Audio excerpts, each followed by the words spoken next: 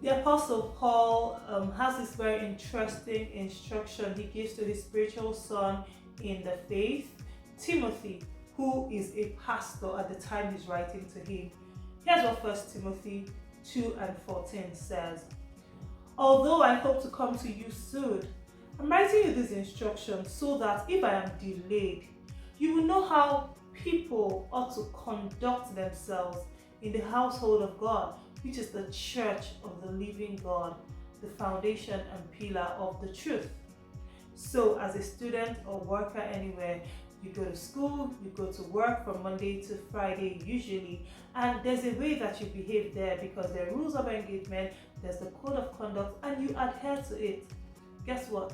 In the church, there are also rules of engagement, and there's a way that you must behave. So even though we're like, come as you are to church, but please don't stay as you are. Now keep on watching for my top 5 church behaviors, aka behave yourself in church.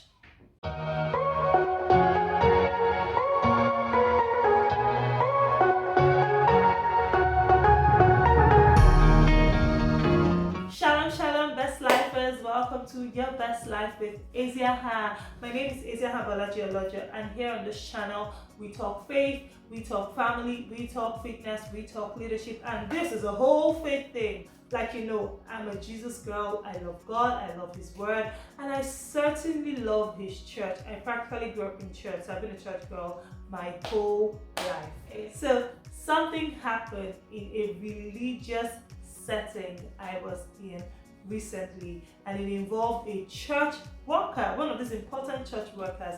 So this person had done his job, and then it was time for the message, so he came to sit, and he was seated beside me because I was in this front position and that was the seat reserved for this person. So the person comes and sits, and we're listening to the word. I'm excited about the word. I have my notes out, I'm taking notes, I'm just focused. And then he's on his phone, so I don't know what takes my eyes to that direction. So I'm like, oh, let me just see. Of course, I'm assuming that he's writing the sermon out on his notes pad on his phone, but that's not something I like to do. But I'm like, oh, but I looked and I was seeing pictures.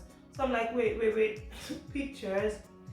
Guys, he was on social media. I'm like, no, this is wrong. But I couldn't talk to him. Maybe I should have. What do you think? Should I have talked to him? But you know, I was just shocked because not only was he looking at pictures, because I'm like, okay, maybe he's looking at the pictures of the event, maybe he's checking out on social media, maybe he's posting pictures, but no, he wasn't. I was seeing like different kinds of pictures from social media, and then he will zoom the quick pictures, look at it, and I'm like, wait, the sermon is going on, what's happening here? And honestly, my heart broke because this is a church worker in a position that's supposed to be really important, and it really did break my heart. So I'm like, you know, I'm going to come. I talked to my husband, and I'm like, I'm going to do a whole blog and even a YouTube video about this.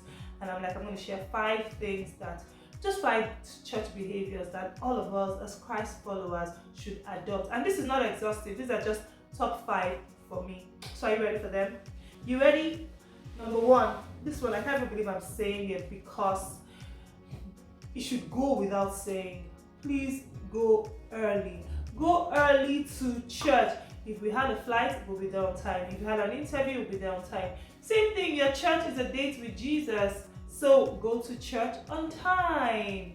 And if you have kids to drop off at children's church, or you know that there'll be parking issues, go double early so that you can park, drop off your kids, and be seated before the opening prayer or charge goes on. We have to start to go early to church. There's a way to behave in church.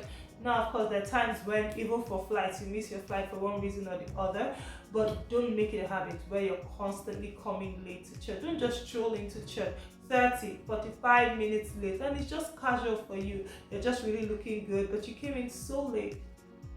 Come early to church. And very closely related to my number 1, is still number 1. Please stay till the end of service. I mean, it's like a plane is in flight in the air, and then you just jump down. You wouldn't jump down.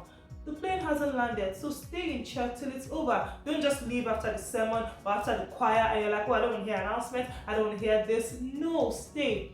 Again, there are times when you have to leave for one emergency or for one reason or another, but a lot of times we don't leave for anything important, we just leave. I mean, I have left church before because I was rushing to watch something on TV. That time my head was not very, very correct.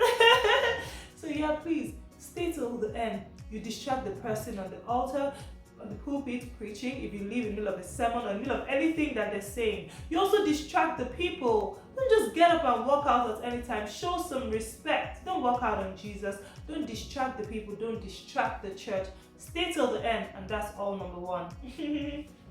Point number two is, please, for the love of Jesus Christ and his house, switch off your phone, or at best, keep it on flight mode, keep it silent, set it to do not disturb. But please, your phone can just be ringing anyhow in church. And please don't check social media. What kind of addiction is that takes us to checking social media in church? I've seen people check WhatsApp statuses, post WhatsApp statuses. My goodness, when they are in the middle of a service, where did we even pick this up from? If your phone is going to distract you, then get a Bible, get a journal or a journal, whatever thing you want to get, and write in it. Open the Bible, look at the Bible on the screen in church. But don't bring out your phone if you know it's going to distract you. Don't swipe down and check the notification. Don't do any of that. Everything can wait, but don't be distracted with your phone. You're getting distracted, you're distracting the person beside you, and you're just disrupting the flow. Don't. And where possible, leave your phone at home, please. Now, number three, enjoy the fellowship and please connect. I know that for most churches and religious gatherings, we'll say stuff like turn to your neighbor and say, please turn to your neighbor and say, they say shake your neighbor, thank God COVID is gone. Shake your neighbor, please shake your neighbor, smile at your neighbor, compliment something. When you're walking out of church, if there's someone that you want to say hello to the person. You don't have to know them. If you catch someone's eye, smile. Don't just be rushing. You know, there was a time I was just feeling myself during the sermon and I'm just reacting. And then someone comes to me and says, hey, we're sort of alike, you know. We both react to the message when we hear it. We can't just keep quiet. And we just exchange numbers from nowhere. And there are times when I've had to walk up to someone and say, hey, I like your dress. Oh, hey, who made that dress for you? Oh, hey, your daughter. And you guys look amazing. There are times I've gotten numbers from people in church, random. Because these are my brothers and my sisters. This is the family of God. So we should connect. If you see something that you like, just say it. Say it. If the message is exciting, turn to the person beside you and smile. Don't just, how about, it's the house of God. Biko. Number 4. Please submit to the existing rules and protocol. Now this is so important because every church has their rules and you don't have to agree with it. If you don't agree with it, then don't go to the church. And this includes weddings and parties and different, even if you're invited there. And don't say you don't know. Ignorance is not an excuse in law, so don't let it be an excuse in church. If you're not sure, you can call. Hey, do they wear trousers in your church? Can I wear my skirt that's above my knee? Do I have to cover my hair? Whatever rules there are, you have to follow it. There's order in the house of God. Don't be like, why would they say that? Don't go to the church if you know that you cannot keep to their rules. Don't dress different than them and then when they tell you, oh, come out or whatever, you're complaining. No. Now, I'm not going to start this whole topic of should you ask someone to leave or not let someone in. I'm not going there. I'm just saying, please obey their rules. If the usher tells you to sit here, especially if the usher is like, no, please don't argue and then don't cause a scene in church. I've seen people do things like that. There's order in the house of God. Obey their rules. And while we're there, let's just go all the way there to please the way that you dress in church. Don't let your cleavage not be out. Like, I've seen people dancing in church and their whole cleavage is out. And they believe that sometimes they even post it. And I'm like, what's going on here? No. If you're busty, we're not going to excuse the fact that you're busty. We're saying, hey, wear a tube if you have to. Don't let your neckline be low. Don't. This is the house of God, for crying out loud. Whether you're going for a wedding or whatever, in the house of God, dress appropriately. Dress up. I know that the rules, we're relaxing the rules and all, but please, don't dress in a way your dress will be really short, and when you sit down, it reaches all the way up, and then, oh no, please, just respect the house of God. Decency, modesty. When in doubt, just be modest. When in doubt, be modest. Wear a gown. If they say they don't wear sleeveless, don't wear sleeveless in the church. How long are we there anyways that we want to just disobey all the rules because hey, there's freedom, there's liberty. It doesn't work like that. Paul has taught us that there's order. And number 5, this is a huge one for me. Please stop gisting at the back of the church. Don't turn the church to a gisting house. The church is not your friend's house where you went to gist. The church is the household of God where you have come to fellowship with God and with other believers. So don't do this thing of just sit at the back with your friends and you're gisting, or wherever you sit, you're just gisting. I've had people distract me in church because they're gisting with each other, things that are not even relevant to what the pastor is saying at the time. And I'm like, why are we even doing that?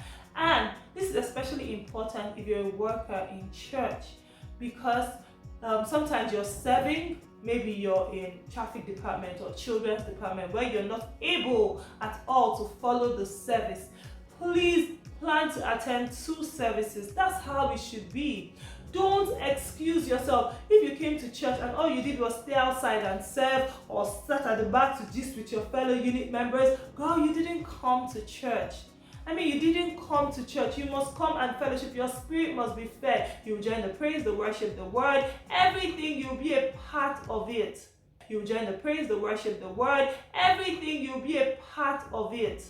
Yes, you attend 2 services if you're a worker. That is the way that it should be.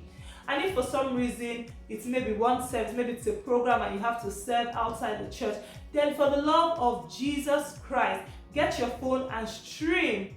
Thankfully, almost every service is streamed live. So stream live. Don't just be outside doing other things. Look, when it started to bother me, one of the things God told me, and it really touched me. He said, a lot of my children are working for me without trying to be like me. So if all you're doing is just working in this unit, working in that, and then you're not even receiving the sermon, enjoying fellowship, being a part of the worship, the praise, then God help you. When you come inside, you now sit at the back with all your unit members and you continue the gist that you were gisting outside. My darling, you did not come to church. I don't know what you did, but you didn't come to church. And this is not about judging, this is about order. Order in the house of God. So don't just be doing the work of God without looking like the God that you are serving. No, it wouldn't count for anything. Really, it wouldn't. So like I said, if all you're doing is do without being like Jesus, then you're actually wasting your time. You didn't go to church. You go to church when you enjoy the service from beginning to the end. So, which are you guilty of? Which are you going to change right now? Because like Brother Paul already told us, there's a way that men, women, children ought to conduct themselves in the household of God. So please, don't just think anything goes. Yes, you can come as you are. Please don't stay as you are. And I'm excited because I know that you, girl, are going to do better now that you know better.